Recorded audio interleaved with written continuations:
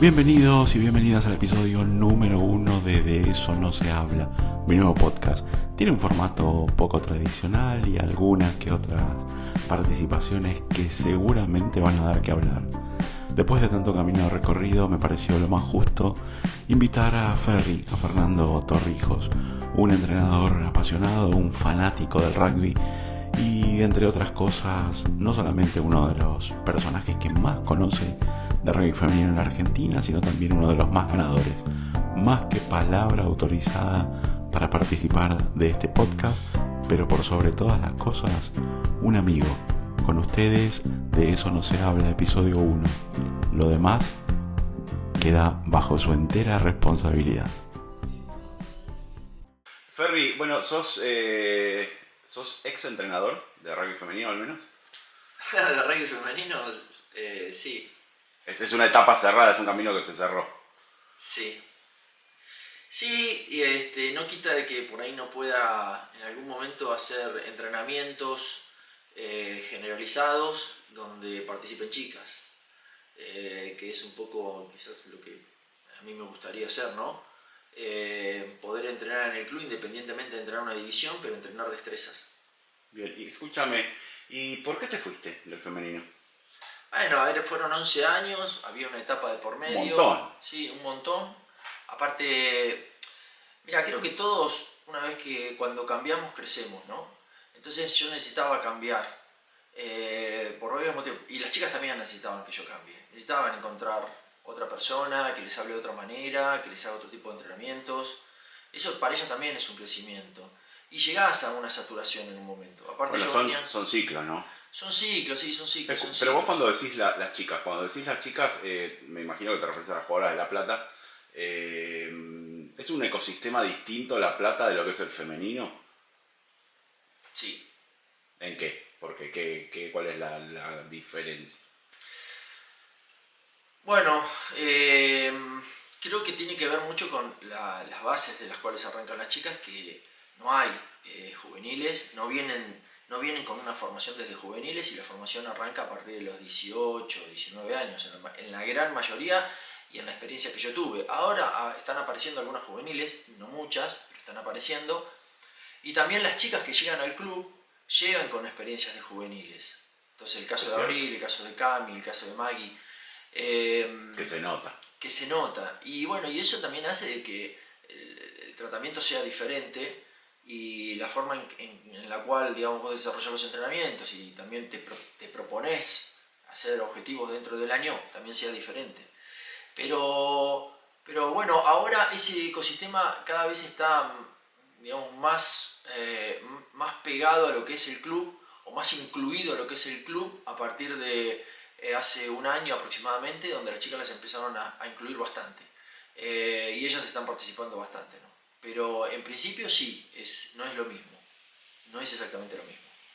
Pero digo, cuando uno ve, por ejemplo, lo que es el juego de La Plata, cuando uno ve La Plata, a ver, lo que pasó por el medio fuiste vos, porque vos agarraste las jugadoras de la vieja camada, del viejo rugby femenino, por ahí con más desarrollo, con algún origen en el 15, después pasaste a esto con más tendencia al 7, con jugadoras nuevas, con otra cabeza, con otra formación, y ahora esta cola de la que mencionás, que tiene que ver con esto de que tengan experiencia en juveniles o que vengan con alguna formación de juveniles. O caso de Isa Capellani, con formación previa, o sea que ya tiene un recorrido desde chica, ¿no? Sí. Lo cual es distinto para la cabeza de un entrenador que ha pasado todo ese camino. Sí, tenés razón, porque de hecho cuando arrancábamos hace 11 años atrás, o 12 años creo que van a ser ahora, la mayoría de ellas no jugaba salvo la negra fácil, ninguna había jugado al rugby, ninguna. Claro. Incluso algunas hasta ni siquiera había hecho deporte. Y hoy, si vos empezás a repasar el plantel de La Plata Rugby, creo que más del 50% ya hizo juveniles, o por lo menos arrancó desde los 13, 12 o 10 años. Elenita, por ejemplo, y varias otras, vos la nombraste a Isa, han arrancado desde mucho más chicas. Entonces, eso también es diferente porque las chicas ya tienen otro tipo de destrezas, pero también es cierto que lo que vos comentás respecto a qué fue lo que pasó durante todos estos años, el rugby femenino fue cambiando. Una cosa es cambiar, otra cosa es evolucionar, ¿ok? Fue cambiando. Entonces, cuando arrancábamos los torneos, que incluso te diría que eran hasta más ricos en la competitividad, pero era un rugby muy estructurado, un rugby muy limitado, porque habíamos arrancado con Seven, recién en el 2016 arrancamos con un rugby más amplio de 10 y después de 12.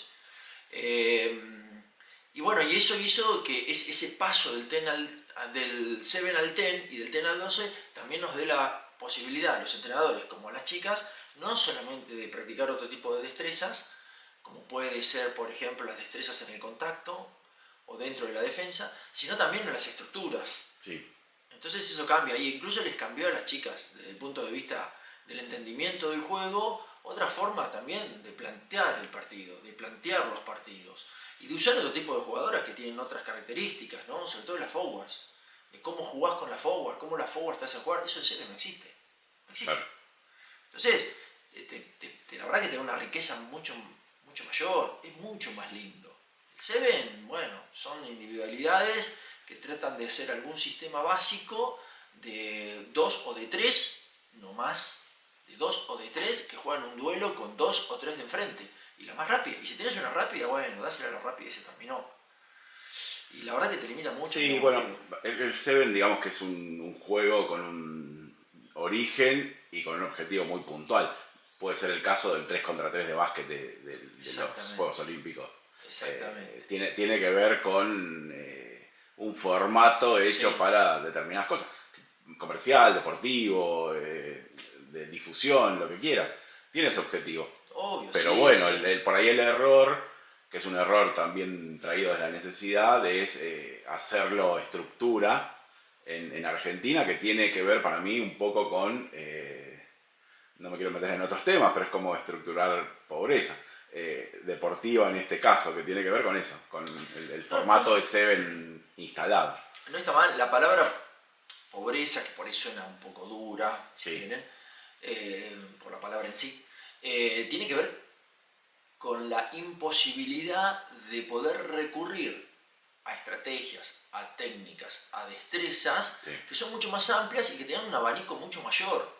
No solamente a los entrenadores, de plantear un partido frente a otro equipo, sino a las jugadoras mismas, ¿no? Total. Mirá, yo siempre digo que lo más parecido al rugby es el ajedrez, al rugby de 15. Y lo más parecido al 7 son las damas. Entonces, es como pasar de jugar al ajedrez a jugar a las damas. Agarra un jugador experto de ajedrez y decirle, tenés que jugar a las damas. Te mira como diciendo, es un jueguito.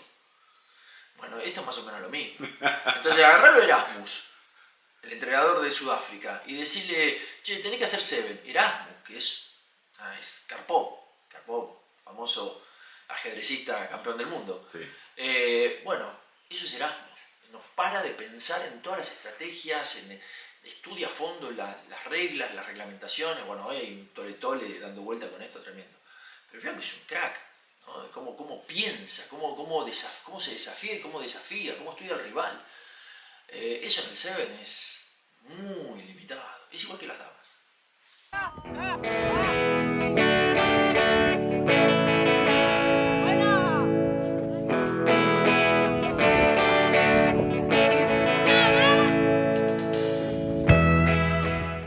Sí, escúchame, alguna vez hablando con vos, a nosotros hablamos mucho en relación al tema del rugby y todo esto, pero alguna vez hablando con vos, yo te preguntaba si había un momento del día en el que vos no pensaras en rugby. Supongo que tu cabeza gira alrededor del rugby todo el tiempo. ¿Sos un gran consumidor de rugby en general? Sí, soy un gran consumidor, me gusta ver rugby, me gusta hablar con gente del rugby. A mí, la verdad, me gusta mucho escuchar la gente que no piensa como yo, que no lo ve como yo. Te aporta un montón. Ayer, por ejemplo, bueno, fue el clásico La Plata Los Tilos, me quedé como hasta las 9 de la noche hablando con gente de Los Tilos, de cómo ellos desarrollan el rugby en el club. Las problemáticas que tienen con juveniles, las problemáticas que tienen en el plantel superior, cómo ellos planifican, cómo ven los partidos, cómo los organizan, cómo piensan el juego. siempre te aportan, es impresionante. Y después, bueno, obviamente el rugby internacional y todo el rugby, ¿no? El rugby de desarrollo, bueno, vos sabés que yo tuve la suerte y la oportunidad de poder entrenar Berizo Rugby, que es un equipo de desarrollo, que en algún momento estuvimos en tercera, y la verdad que te abre mucho la cabeza conocer todo el espectro, ¿no? Porque te da más material para poder decir, bueno, que sí, que no. ¿A qué te referís con el espectro?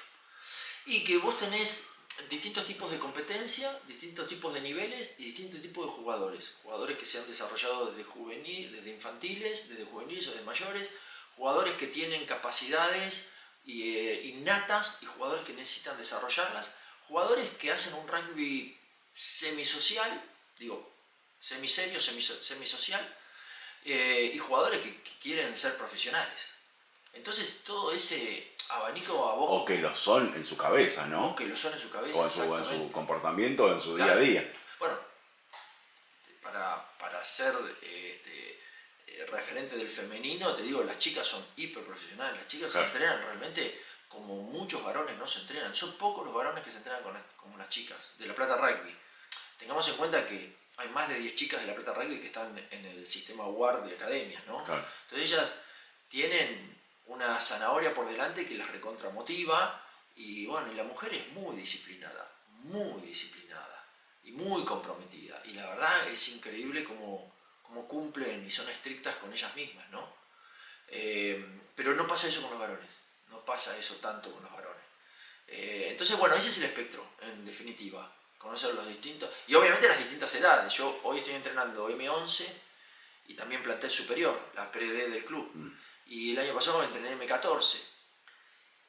A mí me sirvió un montón, porque claro, cuando yo veo lo que pasa en la pre-D del club, que no son los mejores, tienen buenas destrezas, conocen porque tienen 10 años de rugby, obviamente. Obvio. Pero decís estas falencias que tienen estos chicos, y después cuando vas a infantiles y pasás por juveniles decís, de acá viene. ¿Entendés? De acá viene. Entonces vos podés ver mucho en las etapas formativas el por qué llegan como llegan a plantel superior. Sí, eso dentro de lo que son el tema de falencias, pero dentro del tema de cualidades o de cosas positivas, también están todos esos años de rugby, ¿no? Es lo que vos decís. ¿Qué te lleva a vos a cancherear, si querés, en determinada situación? Y tiene que ver con haber pasado esa situación de juego durante muchísimas veces, miles de veces, que hace que ya seas totalmente aceitado. Aunque no sea la mejor decisión, aunque la toma de decisiones no sea lo mejor, pero sí, te lleva a que vos digas, che, pero ¿por qué hace esto?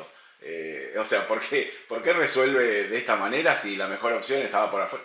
Y bueno, es el repetir y el sentirse seguro también en un aspecto del juego. Sí, es un tema interesante el que acabas de tocar, porque es parte de gran cantidad de charlas que yo tengo con mucha gente que sabe de rugby o que está en el mundo del rugby, y es hasta qué punto vos dejás que el jugador o la jugadora repita una determinada destreza para que sea, porque uno aprende cuando falla, uno aprende cuando erra. Si no, no aprendes. Siempre aprendemos cuando erramos, porque ahí entendés la importancia de hacerlo bien, porque entendés la consecuencia de hacerlo mal. El tema que tengas el docente, el pedagogo, el entrenador, el facilitador del aprendizaje, que te lo haga ver y que después te lo sepa corregir. ¿Por qué? Porque vos tenés que dejarlo errar. Vos lo tenés que dejar errar. Pero hay una fina línea entre dejar errar y adoptar un mal hábito. Entonces, ¿hasta qué punto es un mal hábito y hasta qué punto vos dejaste que erre para que entienda el por qué hay que hacerlo bien? Y acá me referencio mucho a la película Karate Kid, donde no sé si vos te acordás, el sensei lo agarra a Daniel San y le hace lijar, le hace pintar, y llega un momento que Daniel San le dice, basta, loco, vine para aprender karate, no para que te sea de pintor, de carpintero, de albañil. Sí. Dice, vení para acá. Se lo lleva a la playa y dice, ¿viste por qué te hice hacer esto? Por esto, ¿viste por qué te hice hacer esto? Por esto, por esto. Acá tenés los movimientos. Dice, insight, ¿viste? Se le explota, pero el tipo lo dejó que entra en la saturación, en la frustración, en el momento crítico, y cuando estaba ahí, ¡pum!, le dio la clave. Y flaco, cambió totalmente. Bueno, creo que eso es lo que a mí más me gusta de ser entrenador. obviamente todavía no lo aprendí del todo, lo estoy tratando de aprender. Yo también tengo errores y de mis errores aprendo, pero ahí está la clave de transformar a un jugador o una jugadora, en la capacidad de saber hasta qué punto, conociendo a ese jugador, vos lo dejás fallar y en qué punto le das la clave para que cambie, ¿sí? Y que eso no interfiera en sus emociones, que son las que te generan justamente esas experiencias que pueden ser buenas o malas. Y ahí está la clave. Por eso no es fácil ser entrenador. No, me imagino que no, pero también hay una cosa que tiene que ver con la cabeza del jugador y con la cabeza del entrenador, ¿no? De decir, bueno, sostener un jugador que vos sabés que te puede rendir, pero no lo está haciendo, sostenerlo en cancha cuando tenés uno afuera que probablemente lo pueda hacer mejor, y cómo manejar el tema de la confianza y cómo liberarle de la presión de decir, o sea, aunque te equivoques, jugás igual, o aunque te equivoques lo haces igual. Es un riesgo también que asume el entrenador de decir, bueno, esto que vos decías, de aprender del error, de aprender de una corrección posterior, pero cómo asimilarlo, cómo llevarlo al juego en sí y a un resultado. Sí, a ver, es apasionante esto que estás planteando, porque la verdad que da para charlar un montón, pero vuelvo a repetir, son charlas que tengo. Es más, yo me junto mucho con el coaching del club. El coaching del club hoy, podemos hacer volumen 1, Ferry, tranquilamente, ¿no? Es que la verdad yo podría hacer volumen 100, pero porque te vuelvo a repetir, porque es apasionante este tema. Yo voy mucho a las mañanas a hablar con el coaching del club, donde hay gente de muchísima experiencia. Uno de ellos es Marito Barandiarán, un capo total, un maestro, ese es un verdadero sensei, y Frankie Scarpinelli, que es el director de rugby del club, y hablamos de este tema, del tema de las formaciones infantiles y juveniles. Ayer justo vino la gente de Miuras y tuvimos una charla con ellos, y ellos nos preguntaban cómo hacen ustedes para la formación de juveniles y de infantiles, ¿no? Bueno, se desplegó una charla riquísima. Y una de las cosas que decimos es la emocionalidad del entrenador y los egos de los entrenadores, donde el entrenador pone su figura por encima del desarrollo del jugador, y ahí es donde lo que vos estás diciendo es clave. ¿Yo realmente lo estoy bancando a este flaco para que este flaco se desarrolle, o lo quiero sacar porque yo quiero ganar este partido por mí? Te digo que es un tema para decir, ¿qué estás buscando vos? Sí, por vos y por el equipo. Porque cuando vos decís, a ver, el entrenador tomó una decisión, pero perdimos, ya es como que te empiezan a mirar, che, yo no sé si este sabe tanto. Es tan difícil lo que acabas de decir. ¿Por qué? Porque equipo que gana, equipo que se motiva. Equipo que se motiva, aprende mejor. Entonces, el aprendizaje en gran parte, uno de los famosos cajoncitos que tiene que ver con la memoria de largo plazo, de las cosas bien hechas, tiene que ver con la motivación. Claro. ¿Entendés? Con las experiencias que son realmente para una persona enriquecedoras y que le dejan una linda sensación. No te olvides. Entonces, y eso te hace ir a entrenamiento, empatotarte, ir al gimnasio. ¿Por qué? Porque ganamos. El equipo que pierde, llega un momento de decir basta, quiero más perder. Entonces, es una delgadísima línea la que acabas de decir, ¿no? Pero eso tiene que ver mucho en el trato del entrenador con el jugador, y en cómo habla con el jugador, cómo le llega, cómo lo interpreta, cómo lo lee. Y cada jugador es diferente, ¿eh? Cada jugadora y cada jugador es diferente. Obvio. En lo cognitivo, en lo emocional, en las capacidades sensitivas, en su historia de vida, en sus creencias. Todo eso influye en cómo el jugador toma lo que le pasa y lo que no le pasa, dentro de la cancha y fuera de la cancha. También está la capacidad tuya de leer cómo es cada jugador o cada jugadora. O sea, cómo te va a responder, cómo te va a recepcionar. ¿Recepciona distinto el masculino que el femenino? Sí, recepciona distinto. ¿En qué lo notas? ¿En qué notas, por decirlo, me imagino que el masculino le chupa un huevo por ahí lo que le estás diciendo, sí, y el femenino le importa más, pero sí, el femenino es más sensible, y el masculino sí, no te da pelot? todo eso. Por decirlo, ¿eh? No, es todo eso que acabas de decir. Es todo eso que acabas de decir. Y te lo digo con conocimiento de causa de más de una vez de haberlo visto. Claro. Las chicas tenés que tener mucho, no cuidado, sino ser muy preciso en cómo le hablas. Son 100% racionales y te interpretan lo que vos le dijiste. O sea, vos le dijiste A, para ellas es A. Para el varón no. Para el varón y más o menómetro. Entonces, vos al masculino le podés decir, pasala bien. Que bueno, que obviamente es una generalidad y es un error garrafal de un entrenador decirle pasala bien. No, dale un tip. ¿Qué es pasarla bien? Estirar los brazos, que tomarla bien la pelota, hacer contacto visual con el compañero, girar los hombros. ¿Qué es pasarla bien? ¿Verdad? Bueno, la mujer te lo plantea. O sea, la mujer te dice, me estás diciendo pasarla bien. ¿Puedes decir qué es lo que estoy haciendo mal? Porque la verdad no me estás diciendo nada. Y el varón es tal cual vos lo decís. Y hoy en día lo experimento. Te mira y te dice, bueno, vos dijiste, ¿me dio bola o no me dio bola? Claro, no, sí. Yo en la mayoría de las veces digo, les calienta nada. No, ni me escuchó. Ni me escuchó. Escuchame, ¿y esto puede ser que tenga que ver con el tiempo de evolución dentro del rugby? O sea, a ver, es como que yo me pongo en la piel del jugador y digo, bueno, Ferry, que es el entrenador, me dice, bueno, pasala bien. Ah, el viejo no sabe nada, juego desde los 6 años, mirá que me va a enseñar cómo la tengo que pasar. Puede que pase por ahí el tiempo de juego, cuánto hace que yo juego al rugby y que por ahí la mujer te tenga como cierto respeto porque hace 4 o 5 años que juega o porque no hace tanto que juega, o crees que es una cuestión de género nada más. No, la mujer ya de por sí es mucho más respetuosa, lo ves en el tránsito. Sí, lo ves en el tránsito. Es raro que una mujer pase en rojo. Es raro que una mujer no cumpla con las reglamentaciones de tránsito. Vos el varón lo ves continuamente, o sea, desafía continuamente. O sea, el varón tiene eso de yo puedo. Y lo otro es que el varón nunca quiere asumir de que se equivocó. ¿Por qué? Porque es el macho, porque yo sé, y no quiere quedar como el tonto delante del resto. Oh, claro. La mujer es al revés. O sea, no entendí, te dice, perdón, no te entiendo nada de lo que te... Y no le importa si al lado hay una compañera.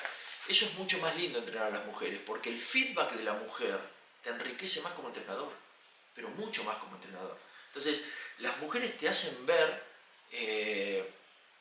quizás no inmediatamente, pero no te va a dejar pasar mucho tiempo, que te va a agarrar y te dice, escúchame, lo que me estás diciendo no lo entiendo. O te lo dice, o entra en un estado emocional que vos te das cuenta al toque. Che, esta chica no está bien. El varón pasa esto que vos decís, primero, tiene muchos años, es cierto, eso influye. Sí. Porque en Berisso no me pasaba tanto. Eso. ¿Por qué? Porque los chicos habían arrancado de más grandes y tienen otro tipo de humildad. Y aparte yo venía de La Plata Rugby y también eso tiene que ver de cómo te ven. O sea, si vos sos un entrenador que no te conocen, no saben quién sos, no te registran, pasa lo que vos acabas de decir. Che, pesa más mi experiencia de 10 años de jugar que tu conocimiento que no sé quién sos. Ahora, si viene Cheika, o viene Contepomi, o viene Garhan Henry, y sí, le van a dar bola. Bueno, no te digo que no. Hay una cuestión no te digo que no. de chapa. Pero el varón siempre te desafía. Claro. Siempre te desafía. A ver, ¿qué sabes vos más que yo? ¿Y por qué listo? No, así no es. O sea, a mí me ha pasado de decirle a un jugador, escuchame, tenés un 2 contra 1 y te la comiste.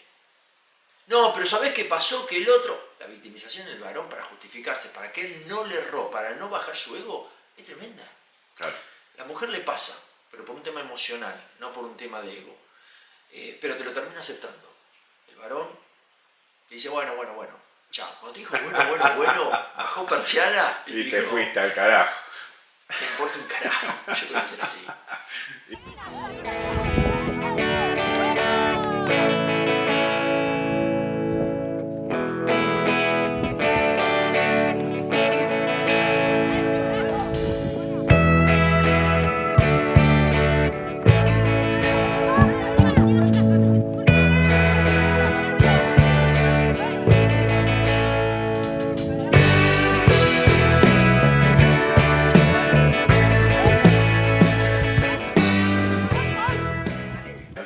Escúchame, Ferry, ¿extrañás al jugador? Sí. ¿Al Ferry jugador? Sí, extraño. Extraño porque, Mirá, es una linda pregunta que me haces. Yo jugué al rugby hasta los 50. Es un montón. En realidad yo jugué hasta los 26, me recibí y empecé a trabajar como ingeniero y bueno, estaba en la industria automotriz y entraba a las 6 de la mañana, a las 4 me levantaba, volvía a mi casa a 6, 7 de la tarde. Sí, liquidado. Liquidado, no existía. Y después vinieron los años, la década de los 30 años, que es donde uno realmente hace su base, la familia, los hijos, y bueno, obviamente es otra cosa. Pero cuando yo me estabilicé económicamente y bueno, y profesionalmente, empecé a tener otros tiempos, me sentía bien físicamente y a los 40 volví al club y jugué hasta los 50. Esos 10 años son los que a mí me formaron como entrenador. Esos 10 años de jugador fueron los que me formaron como entrenador. Bueno, pues ya tenés otra lectura, ¿no? Cambió, porque el rugby cambió. El rugby de antes era otro deporte. Claro. Era otro deporte, no era esto. Pero nada que ver, ¿eh? Pero nada que ver, nada que ver. Entonces cambió el deporte. Yo aprendí a jugar a partir de los 40. Yo antes no sabía jugar. De hecho, mis entrenadores, la forma de entrenar, todo, las estrategias.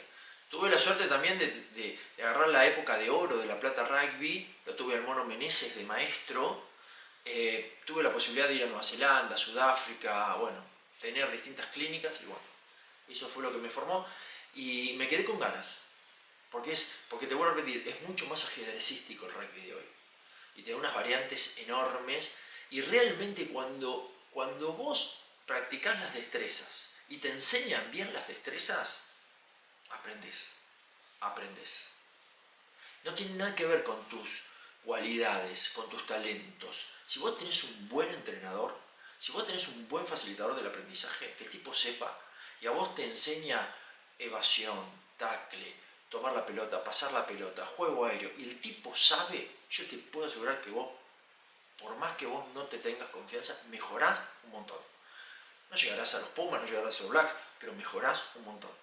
Entonces, en mi época, las destrezas que nosotros teníamos, fíjate, haz lo que puedas, pasar la pelota, aprende. Es lo que dijimos hoy, prueba y error. Si vos tenés capacidad para aprender de tus errores, bárbaro. Si vos te adquirís un mal hábito, bueno, tema tuyo. Bueno, también hay una cosa que tiene que ver, que no tiene que ver con las destrezas del rugby, ni de ningún deporte en particular, que tiene que ver con lo inteligente que seas para leer el juego. Y eso no se aprende. O sea, eso me parece que es algo que viene con uno y lo puede hacer o no, pero también lo podés extrapolar fuera de la cancha. Tiene que ver con el cuidado, tiene que ver cómo sos de ordenado en tu vida, tiene que ver con el descanso, con la alimentación, con determinadas cosas que no tienen que ver con hacer un buen tackle. No, Después, si podés ser un buen jugador de rugby, que era lo que vos estabas diciendo, está bueno, pero hay un plus, hay una lectura. Y aparte también está esto de que cuando uno va a ver un partido de rugby y más sabe de rugby, no porque sea mi caso, pero el que más sabe de rugby, bueno, dice, che, mirá el octavo, qué bien que juega. Y por ahí el octavo no tiene nivel Pumas, pero hace todo bien. O te saca determinadas cosas que no todo el mundo lo hace.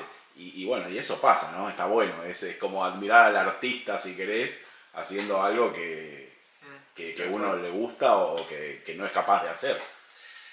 Cuando te comentaba anteriormente, y apoyándome en lo que acabas de decir, el rugby es un juego en el cual hay que ir para adelante y pasarla para atrás. Avanzar y darle continuidad al juego. Básicamente pasa por ahí. Cuando estábamos hablando anteriormente del tema de las destrezas y que vos tengas a alguien que te enseñe las destrezas en un nivel en el cual vos te sientas confiado y seguro y pase esto que vos acabás de decir, que decías recién un 8 que avanza. Si vos sacás las manos y tomás bien la pelota, si vos realmente transferís y mirás a tu compañero y se la pasás, si vos sabés caer cuando tenés que caer, mantenerte de pie cuando tenés que mantener de pie y caer cuando tenés que caer y presentar hacia atrás, no tenés que ser un súper atleta, no tenés que ser. Entonces, hay jugadores y jugadoras que hacen las cosas sencillas, básicas, bien. ¿Pero por qué? Porque dicen, yo hasta acá puedo, hasta acá soy confiable, hasta Claro. acá lo hago bien, no arriesgo más, pero mi equipo tiene la posesión y la posición de la pelota o la recuperación de la misma. Sería un jugador prudente. Es un jugador prudente, pero es la inteligencia que vos acabas de decir. Sí. Es la inteligencia de conocer mis limitaciones, saber hasta dónde puedo llegar, pero también la inteligencia emocional, de decir, che, en todo momento yo estoy enfocado en el partido, sé lo que tengo que hacer y no tiro pizzas, no tiro a la Bartola la pelota y la cuido y la pongo en 2 manos. Y es estar también esa inteligencia. Y sin duda, que una persona más inteligente es mejor jugador, pero sin dudas. Entonces, hay un tema cognitivo, hay un tema emocional y hay un tema también de manejo de las capacidades sensoriales. El que tiene mejor vista periférica, el que tiene mejor enfoque dinámico, el que tiene mejor enfoque en el contraste, parece una pavada. Pero así como nosotros hacemos, por ejemplo, un test de los 100 metros o del bronco, no tenés que hacer un test de vista. Si el 80% de la toma de decisiones viene a partir de lo que mirás. O sea, el estímulo viene a partir de la visión, el 80%. Entonces, si tu jugador, la clave es que tome buenas decisiones, ¿por dónde arranca? Por la lectura. ¿Hiciste un estudio oftalmológico? Hay otro estudio más que es métrico, bueno, no me acuerdo cómo es. ¿Cómo sabés que ve bien este tipo? ¿Cómo sabés? ¿Vos le mediste la vista periférica? ¿Vos sabés qué capacidad tiene de detectar que un estímulo que le sirve y que no le sirve? Empieza por ahí. Entonces, todos quieren hacer destreza, ¿no? Toma decisiones. Pero la toma de decisiones empieza por la lectura. Entonces, ¿vos le enseñaste a leer? Bueno, pero también eso, viste que es algo que ha ido evolucionando, ¿no? Parece una estupidez, ¿eh? No es una estupidez porque en realidad es algo inherente a cualquier actividad que vos vayas a hacer. O sea, hay determinadas cosas que tenés que tener, hay un examen cardiológico que vos lo tenés que tener, hay una capacidad de respuesta respiratoria, o sea, hay distintas cosas. Pero, totalmente. Pero digo, más allá de esto, hay una variable que es espectacular, que se está trabajando un poco más, y tiene que ver con la emoción. Tiene que ver cuando recepciono la primera pelota y se me cayó. ¿Cómo hago? ¿Cuánto tiempo demoro en volver a confiar que puedo hacer las cosas bien, en que el equipo vuelva a confiar en mí, en que el entrenador vuelva a confiar en mí, en que no me afecte la situación periférica, vos que hablabas de la visión? La variable de las emociones es espectacular. Y hoy está como en auge. Yo tengo entendido, pues si uno te ve un poquitito en redes nada más, que para vos es un tema al cual le prestás mucha atención. Sí, mira, yo estuve haciendo muchos cursos de neurociencia, ya desde hace 3 años que vengo estudiando neurociencia, y una de las cuestiones es que nosotros como seres humanos, nuestro cerebro se ha desarrollado desde hace 500 millones de años, que arrancó, digamos, los seres vivos en este planeta, con el cerebro que es el reptiliano, que son las funciones básicas, instintivas. Y hace 200 millones de años empezó los mamíferos con el cerebro límbico, que son las emociones. Básicamente son las emociones. Y hace solamente 100.000 años, vuelvo a repetir, 200 millones de años contra 100.000 años empezó el neocórtex, que es la razón. Entonces, obviamente que hace 200 millones de años tomando decisiones a través de la emoción, y todavía el cerebro está acostumbrado, lo primero es la emoción. Lo primero es la emoción. Claro. Pero aparte tiene un significado biológico que es, bueno, dentro del sistema nervioso, nosotros tenemos el sistema nervioso autónomo, y ahí vos entrás al simpático y al parasimpático, ¿no? Es el tálamo que te decide un determinado estímulo. ¿Por qué? Porque cuando el tálamo dice, che, esto es complicado, guarda con esto, lo manda al simpático, y el simpático es alerta. Estás en amenaza. Me cago todo. O huyo o peleo. Y ahí, ¿sabés lo que pasa ahí? Se baja la persiana de la razón. No, ejecutá. O sea, si en este momento yo te digo, Víctor, che, alarma, se prende fuego la casa, ¿vamos a seguir filmando? Vos decís, no, Franco, agarro todo, salgo corriendo. El show debe continuar. Claro. Y te digo, no, pará, no, esa alarma en realidad no, yo porque la conozco, porque... Y vos decís, no, pará, yo no sé qué está pasando, o sea, en este lugar no estuve antes. Entonces, las emociones te inhiben los procesos racionales. Depende qué tipo de emoción. Entonces, las emociones no se pueden evitar, pero sí se pueden gestionar. Y lo que vos decís es tal cual. Hoy, gran parte de lo que te pasa dentro de la cancha pasa por el tema de cómo vos gestionás tus emociones. Entonces, no es fácil jugar un clásico. No es fácil jugar una final. No es fácil jugar contra el equipo que le tenés que ganar para quedar primero, segundo, lo que corno sea. No es fácil vos debutar. No es fácil que te pongan en un puesto específico donde tenés que guiar al equipo.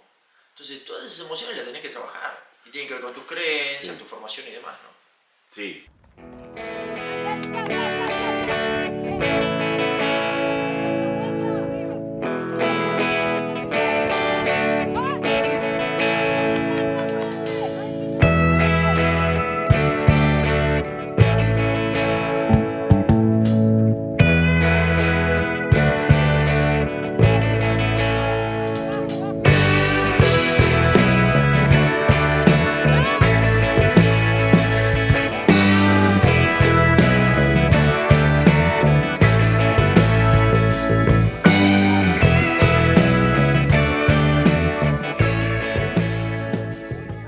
Más allá de que el rugby es un juego de 15, originalmente o idealmente, si querés, ¿hay algún puesto que sea clave?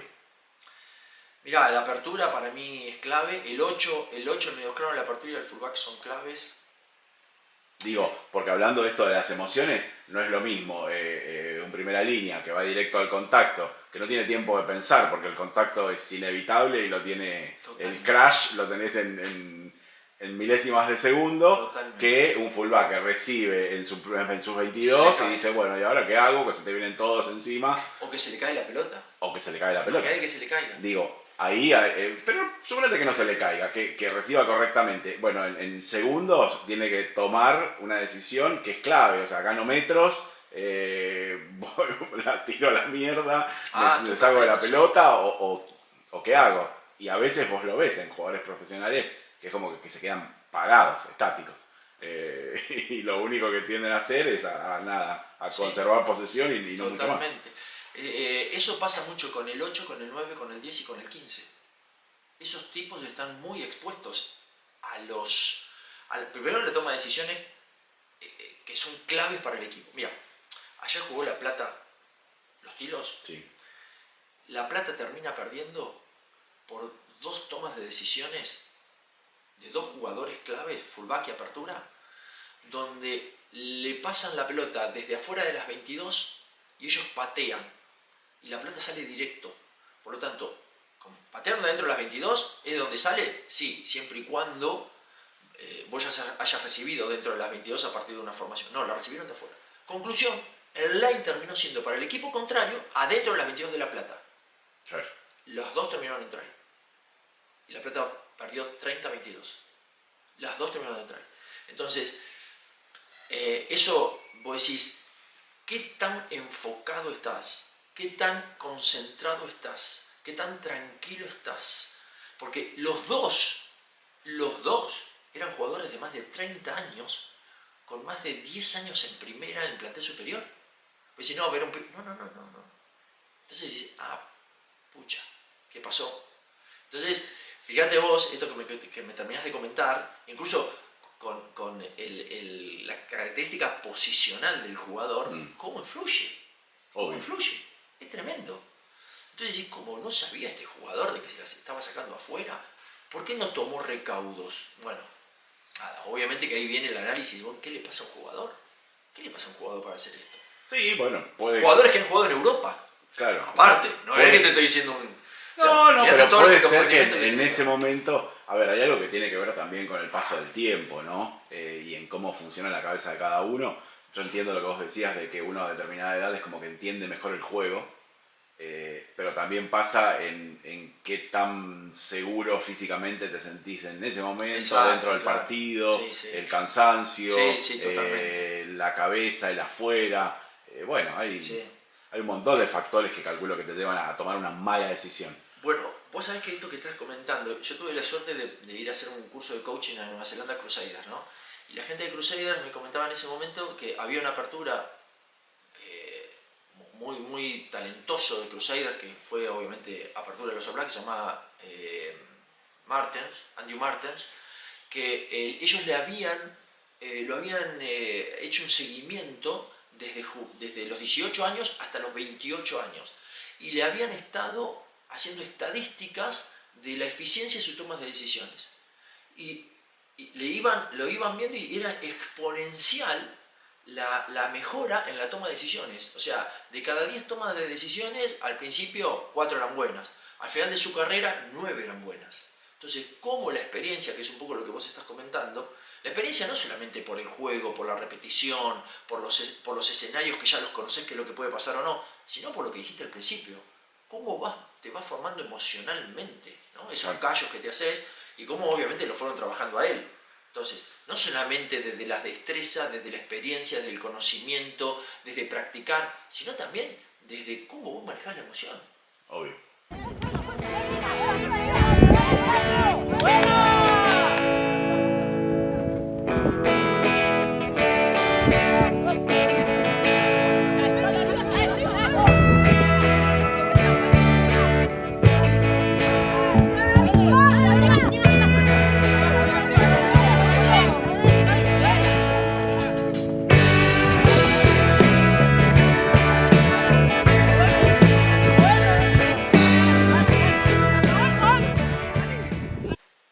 Bueno, sos un gran amante de lo que es la cultura neozelandesa, la cultura kiwi. Con esto, que reciente triunfo de los Pumas y una actuación muy contundente de los Pumas frente a un equipo neozelandés, que con toda la magia que traen encima, y esto que aporta Sudáfrica, ¿se te equiparó un poco el amor del rugby? Sí. De otros lugares al de Nueva Zelanda? O sea, es como que reconoces lo muy bueno que puede hacer otro seleccionado. O Francia, o Sudáfrica, o los Pumas mismos. ¿Te pasa o es un fanatismo de Nueva Zelanda? No. Tengo un tema sentimental con Nueva Zelanda. Claro. Pero es 100% esto que me estás comentando. Increíble lo de Australia. Increíble no es porque tienen las capacidades, pero hermoso lo de Australia, lo que está jugando Australia. Sudáfrica, chapó. Erasmus, o sea, el entrenador de Sudáfrica. Bueno, hay una frase del entrenador de Sudáfrica que es increíble. Dice, dime cómo programas tus entrenamientos y te diré si a los jugadores les estás enseñando a pensar o a ejecutar. Y es increíble, y es una gran verdad, ¿no? Pero bueno, eso es el espíritu que él le transmite al rugby sudafricano, ¿no? Incluso él dice, yo de chiquito jugaba mucho a la tocata y eso a mí me dio, un poco lo que vos hoy comentabas, me dio muchas oportunidades de fallar en el juego y en la diversión y en la experiencia, y eso hoy me hace tomar a mí mejores decisiones después como jugador de grande y hoy como entrenador. Y creo que lo comentaba este exjugador de River que está con Scaloni, el ayudante de Scaloni, Aimar, que él hablaba sobre el potrero en el fútbol, lo que se perdió hoy en la formación del jugador de fútbol con la pérdida del potrero. Me dice, yo iba al potrero y el potrero hacía lo que quería, y si quería hacer un canito hacía un canito, y si quería hacer un taco hacía un taco, y si quería hacer un...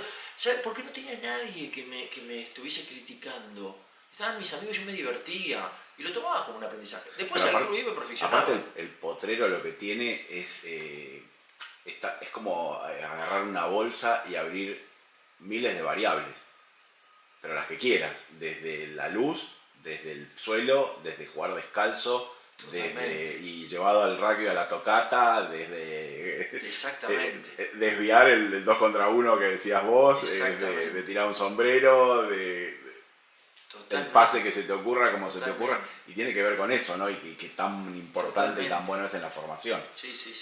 El rugby tiene un condimento que es muy particular y es que la toma de decisiones tiene que ser muy cerca de la marca. Yo soy un fanático de eso, tiene que ser muy cerca de la marca, pero no es caprichoso, porque es en el lugar donde vos podés fijar a la defensa. Si yo te juego a 15 metros, lo que yo haga, vos corregís. Obvio, das el tiempo. Vos te quedás así, tomando mate y decís, dale, cuando te decidas me muevo, ¿eh? Y hoy vos ves que la gente que los equipos hacen coreos. Hoy está de moda hacer espaldas.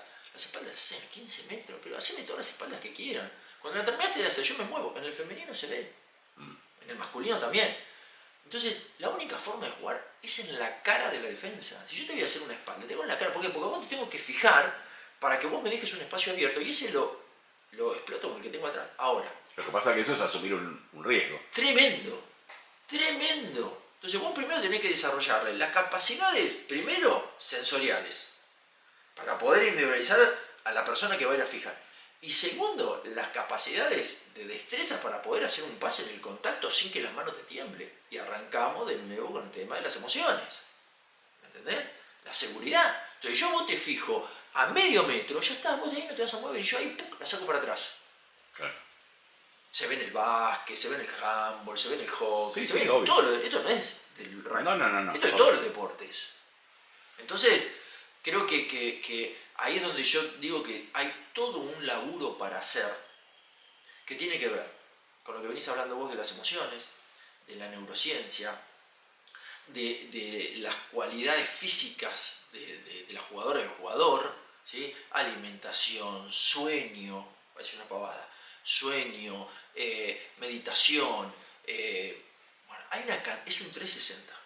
Es un 360. Y de ese 360, hoy, en general, yo te voy a hablar del rugby, y estamos agarrando, en lugar de 360, estamos agarrando 60 grados. Quedan 300 grados más para desarrollar, ¿no? Tengamos en cuenta que el círculo es 360, bueno, esa porcioncita, como si fuese una pizza. O sea, de 8 porciones de la pizza, 2 porciones, como mucho, bueno, quedan todavía 6 porciones más. Bueno, pero eso también es algo que pasa a nivel personal, ¿no?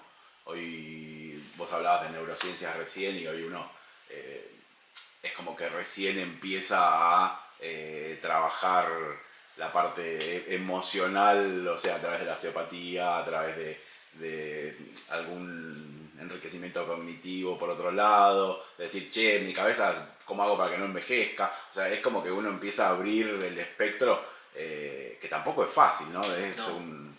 Es algo que nos pasa a nivel personal, o sea, que llevado al deporte, tranquilamente hay una serie de limitaciones todavía, más allá de toda la evolución que tiene el juego, que era lo que vos decías recién, de cuando vos jugabas antes de ese semi-retiro que tuviste, totalmente, a cuando volviste a jugar. Ferry, ¿qué jugador, cuál es el jugador que más te gustó ver? Me gustó mucho Richie McCaw, capitán de los All Blacks y de Crusaders. Me gustó mucho Dan Carter. Me gusta mucho Dupont. Me gustó mucho Hernández. Y bueno, obviamente como jugador, Pichot. Pichot, Agustín. Agustín Pichot, sí. Como jugador. ¿Y qué crees que le aportó Pichot al rugby argentino?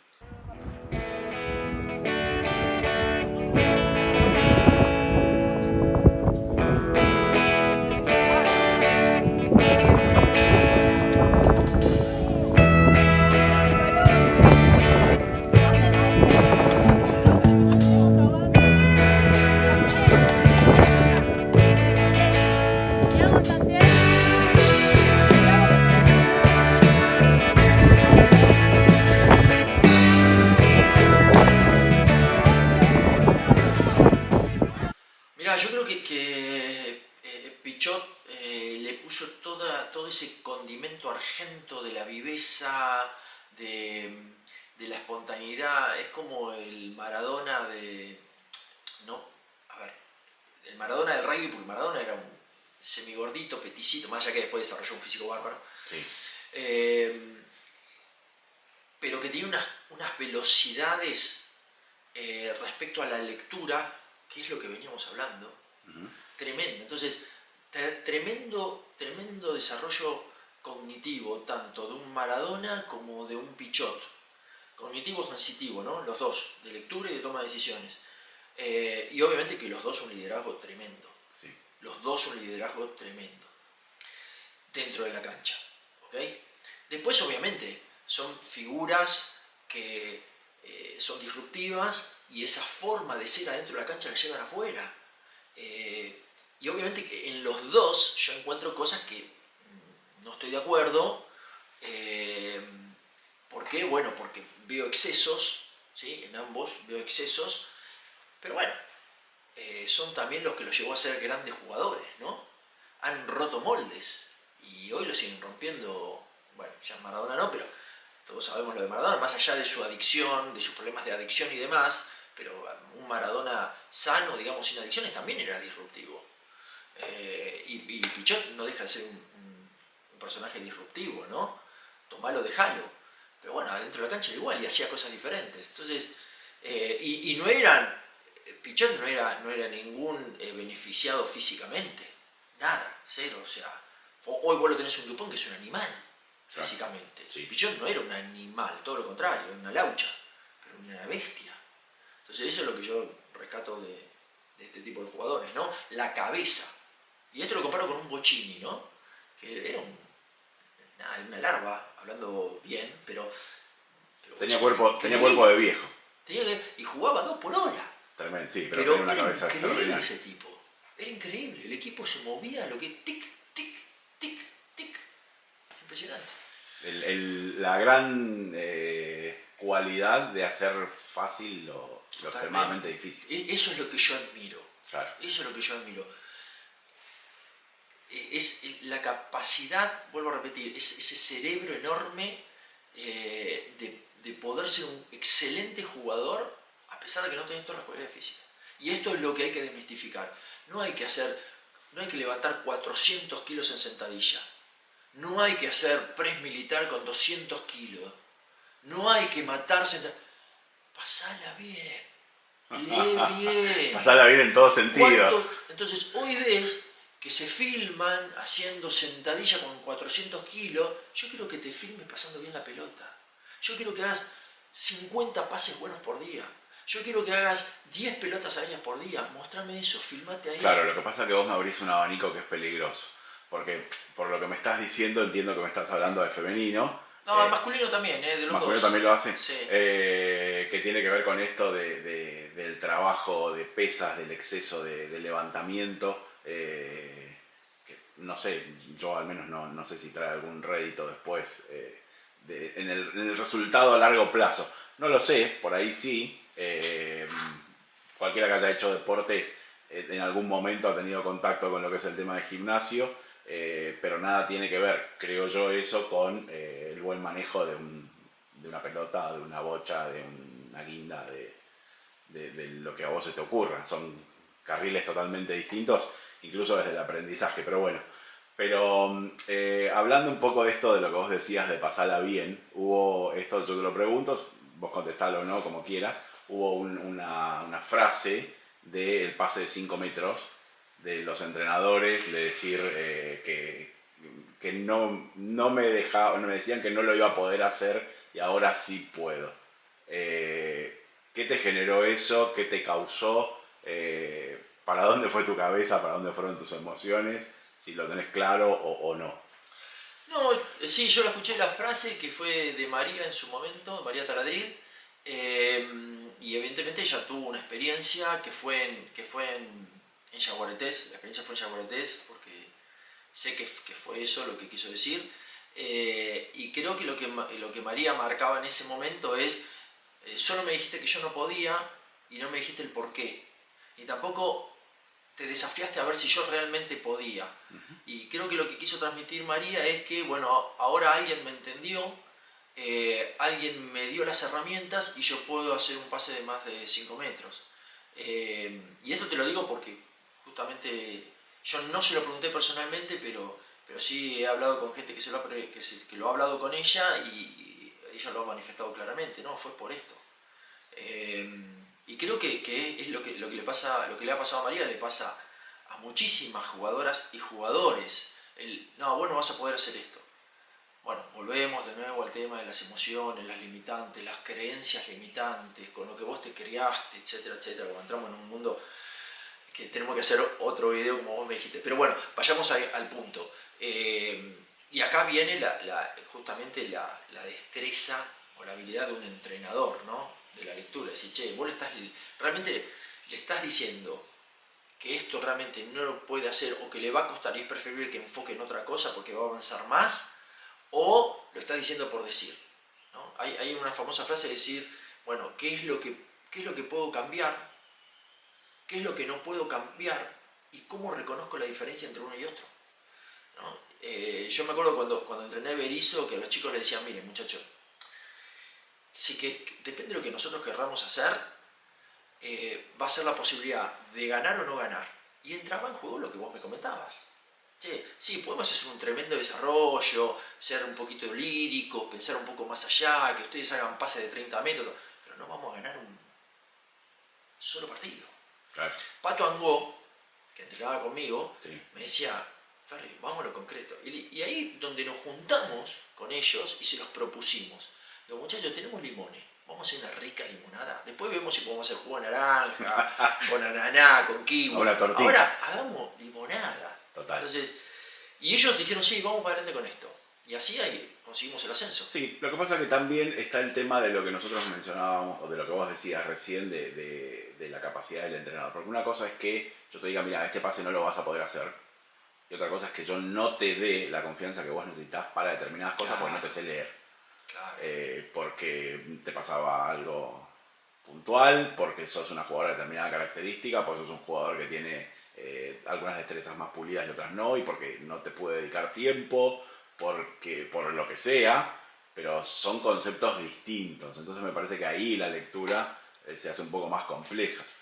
Sí, bueno, también la jugadora o el jugador se basa mucho en lo que le transmite el entrenador. ¿Por qué? Porque está esa palabra que vos acabas de decir, confianza, ¿no? Pero una cosa es decir y otra cosa es transmitir. Yo creo que el transmitir no me estás hablando de la palabra, o también.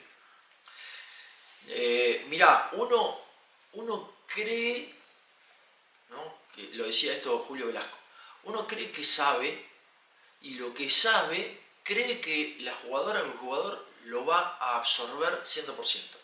Y en realidad pasa por esta palabra, por lo de transmitir. Yo puedo saber 100, pero si transmito 30, lo que yo sé es 30, no es 100. Claro. Entonces, yo creo que transmito cosas buenas, pero en el modo en que lo hago, transmito cosas malas. Gran tema del educador. Entonces, acá el principal tema es el feedback. Obvio. El feedback directo, el indirecto. Es decir, che, vengo, me siento con vos, ¿qué te está pasando? ¿Qué sentís? Y el indirecto, ¿cómo te leo? ¿Cómo veo tus gestos, tu lenguaje gestual, tus actitudes? Por eso te digo que es un mundo el de ser entrenador. Es un mundo. A mí me apasiona porque la verdad que tenés que tener muchas ciencias, ¿sí?, dando vueltas, de las cuales tenés que chupar información y aprender. Sí, obvio, sin dudas.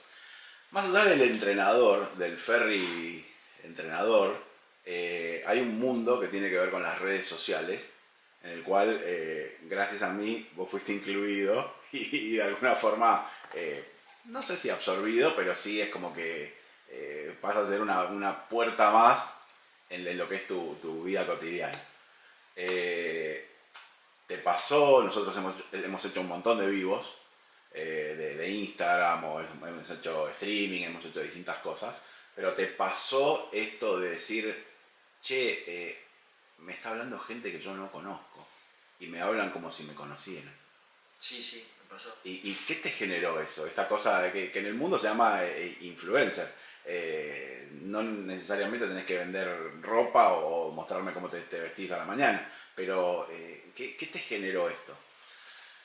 No, primero agradecimiento por la posibilidad de poder... No dije que sea algo bueno, ¿eh? Sí.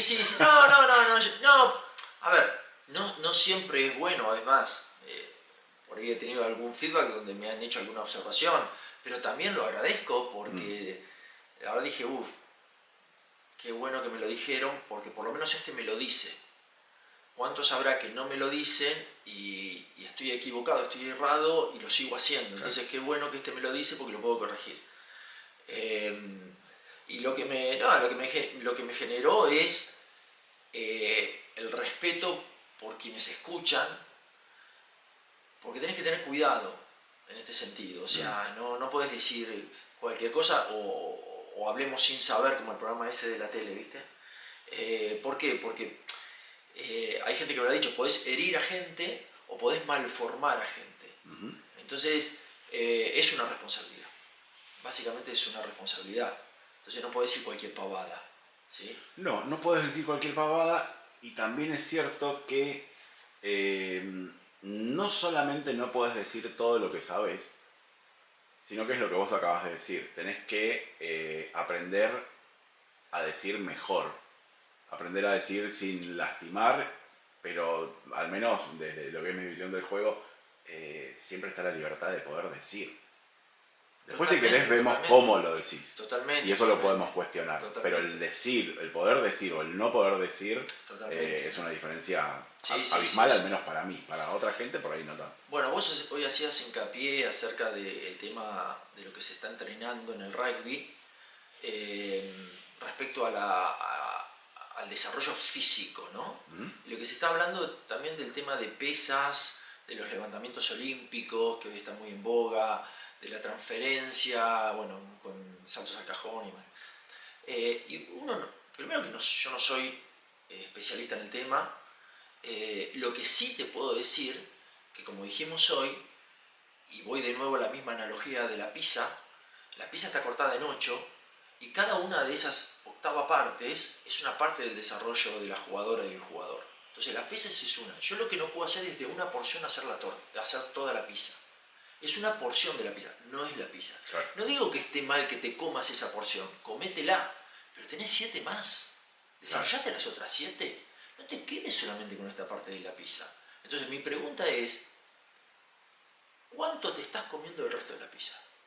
¿O solamente le estás dando a esta? Porque yo lo único que veo es que vos te comés esta parte de la pizza.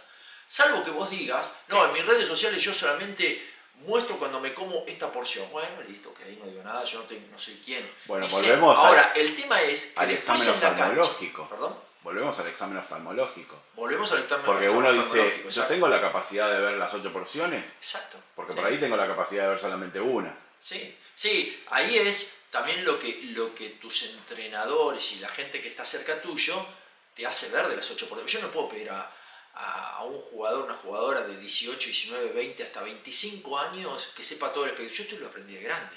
Claro. Entonces, tenés que tener un asesoramiento. Entonces, alguien te lo tiene que decir. Ahora, lo que me da pena es que vos, pudiendo disfrutar de toda la pizza entera, te estás comiendo una octava parte, o 2 octavas partes si querés. Y tenés todo lo demás. ¿Sabés cuánto tenés para desarrollarte? ¿Sabés cuánto tenés para mejorar? ¿Sabés cuánto tenés para llevar dentro de la cancha? Ahora vos me decís, ¿y vos cómo sabés de que yo no me estoy comiendo el resto? Porque te veo adentro de la cancha. Porque después te veo adentro de la cancha. Y yo te veo cuando tenés que tomar decisiones. Yo te veo cuando tenés que desplegar una destreza. Entonces, es como me dijo una vez un entrenador. Y me lo dijo en todos los aspectos de la vida. Me dijo, Ferry, uno es afuera de la cancha como es adentro, y es adentro como es afuera. Y me lo dijo no solamente por mi condición de jugador, sino como mi condición de persona. Me dice, si vos sos solidario afuera de la cancha, sos solidario adentro. Si vos sos disciplinado afuera de la cancha, sos disciplinado adentro. Bueno, lo mismo. Entonces, si vos no generás, no mostrás ciertas destrezas dentro de la cancha, es porque afuera no la estás practicando. O porque tenés alguna dificultad en el aprendizaje de las mismas, o en el entrenamiento de las mismas. Lo que sea, o porque no te sale. Entonces, la velocidad, el cambio de paso, la evasión, el tackle abajo, el tackle positivo. Entonces, vos decís, el juego aéreo. Entonces, de tantas pelotas, no las hiciste, a mí, pasa. O sea, a mí me cuesta un poco entender cómo se puede armar tanto quilombo porque alguien que es entrenador o que ha sido jugador durante muchos años cuestione que no se taclea. Te juro que me costó entenderlo en su momento. En algún momento que mencionaste el tema del tackle y toda la bola que se generaba, fundamentalmente en el rugby femenino, ¿no? Pero me costaba mucho entender. El masculino no sabes cómo pasa. Bueno, pero yo estaba en el femenino, puntualizando el tema del femenino, pero cómo se podía generar tanto cuestionamiento de alguien que dijo, che, no se taclea. Es como si yo digo, ¿sabes qué? Me parece que tenemos problemas de definición, porque no metemos goles. Y vos decís, ¿pero cómo vas a decir que tenemos problemas? Es que la respuesta la diste vos. Yo creo que sí, me hago cargo del cómo. Yo puedo decir el qué, pero si el cómo no es correcto, bueno. Pero el gran disparador es el que vos mencionaste, y es la emoción. Mm. No nos gusta que nos digan en qué estoy mal, ¿entendés? No nos gusta. Es difícil aceptar el error, es muy difícil aceptar el error. Y eso nos genera emocionalmente un rechazo. Por otro lado, hoy hay mucha red social. Y en la red social, todas y todos muestran una realidad que no es. Entonces, me muestro lindo, me muestro exitoso, me muestro afortunado, me muestro campeón, me muestro corriendo bien, me muestro levantando mucho, me muestro. Ey, no me digas lo que no quiero ver. Entonces, puede pasar ahí. Y ahí entra la emoción. Sí. Y quizás yo me haya equivocado en el cómo, o sea, lo asumo y de hecho me lo planteé. Bueno, quizás lo estoy planteando mal de una forma que no es correcta o en un momento que no es correcto. Pero creo que es una mezcla de todo un poco, ¿no? Pero básicamente para mí la gran respuesta a tu comentario es la emoción, lo que está pasando a las emociones y ese halo que hay de no, está todo bien, está todo bárbaro, estamos genial, estamos arriba, y no hacer autocrítica. Bueno, pero que a veces el ser extremadamente positivo es ser un poco necio. También, Y sí, son te cosas, pasas de rosca. son cosas totalmente Sí, diferentes. te pasas de rosca. Hoy ya retirado de entrenador del rugby femenino, no sé si vas a volver alguna vez o no, pero hoy ya estás desde afuera. Me imagino que estando afuera uno tiene la capacidad de ver determinadas cosas, de mirar para atrás, de hacer un autoanálisis o no, pero supongo, conociéndote, que sí. Hoy mirándolo desde afuera y mirándolo muy, retrospectivamente, ¿qué significó Bárbara Pichot para lo que es el rugby femenino?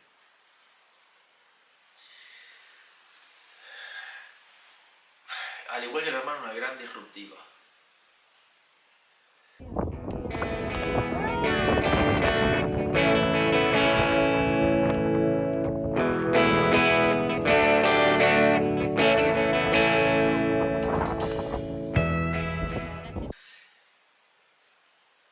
Pero creo que generó demasiados interferencias dentro del femenino, que entre el femenino mismo, con muchas peleas, con muchas idas y vueltas, que la verdad que el femenino no lo necesitaba en ese momento, y que bueno, que la verdad que en lugar del desarrollo del femenino el tema estaba en las peleas y en las idas y vueltas. Y la verdad que no estuvo del todo bueno. A ver, Bárbara, sí, con su figura y con su nombre, le dio mucha pantalla al femenino. Creo que ella tenía una directiva precisa y ella un concepto también preciso, y quizás en las formas se podría haber hecho de otra manera.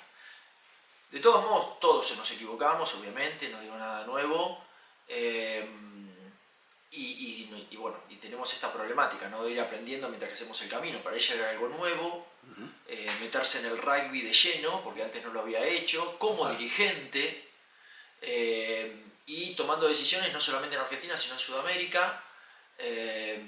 Y lo que bueno hay que rescatar es que su gestión hizo que bueno tenga visibilidad el femenino, y que también no solamente a nivel nacional sino a nivel internacional, y que muchas de las cuestiones a nivel nacional, sobre todo en WAR, sean escuchadas porque bueno venían de parte de ella, obviamente con la espalda que le daba el apellido Pichot, ¿no? Pero que ella las pudo manejar, gestionar, y que nos pueden gustar o no nos pueden gustar, pero que bueno, tuvieron un espacio gracias a eso, ¿no? Mira, como toda persona que hace cosas dentro del rugby femenino, en algún momento se termina yendo. Eso es inevitable, yo lo escuché hace varios años esto, y el tiempo me le he ido dando la razón a la gente que me lo ha dicho y lo he visto y lo tomo como norma. ¿Cuál fue la trampa para ella? ¿Por qué se fue?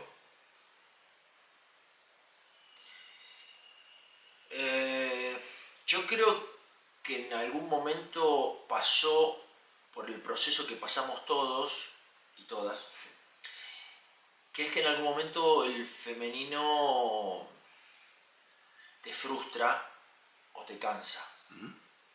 No es fácil el femenino, es sembrar en la arena a veces, sobre todo en Sudamérica, y quizás pones y bueno, y los frutos no aparecen, ¿no? Y creo que también ella se desgastó mucho. Parte de lo que te comenté anteriormente en sus luchas internas y externas, tanto con la gente de la UAR como con los clubes, con las jugadoras, con entrenadores. Entonces ella tuvo bastantes disputas respecto a esto, ¿no? Ella tiene su forma de gestionar, digamos, sí. Sus relaciones, es muy frontal, es muy directa, y bueno, tomalo, dejalo, es lo que hablábamos hoy de tanto de Agustín como de Maradona, ¿no? Y creo que tuvo bastantes disputas en eso y en algún momento se debe haber cansado. Sí, calculo que llevándolo al juego, me parece que en el caso de Bárbara hizo un juego de demasiadas fases y la terminó agotando, pero también cayó en esa trampa, le cobraron penal en contra. Sí. Pero bueno, ¿lo pasaste bien? Bárbaro, muy lindo, muy linda charla, te agradezco, porque creo que lo que hablamos es de rugby y sobre todo algo que para mí es central, que es el jugador y la jugadora, ¿no? Si nosotros existimos gracias al jugador y a la jugadora, obvio. Y gracias a este deporte que es el rugby. Y creo que hacía rato que a mí que estoy teniendo estas charlas en forma individual o con poca gente, como te comenté al principio, que trato de acercarme a mucha gente de rugby para hablar de esto, porque para mí todo es un aprendizaje, todas las experiencias son un aprendizaje. Y yo estoy muy metido en cómo aprende el jugador y la jugadora y qué es lo que estamos haciendo nosotros como entrenadores y como dirigentes también para no facilitar ese aprendizaje, o al revés, o qué deberíamos hacer para facilitarlo, ¿no? Y lo que dije respecto a las 8 porciones de la pizza, no hace mucho que lo aprendí. Yo no también hace mucho, antes. ¿no hace mucho que llegaste a la octava o no hace mucho de saber que hay 8? No hace mucho que llegué a saber que hay 8. Todavía Perfecto. no desarrollé las 8. Bien. Entonces, yo también pasé por esta. Y sé qué es lo que les está pasando y qué es lo que le pasa a un jugador o una jugadora. Por eso, a veces como que me entusiasmo y digo, despierten, que hay varias porciones más para que ustedes mejoren. Muy bien. Gracias, Ferry. Gracias a vos, Víctor, muy amable.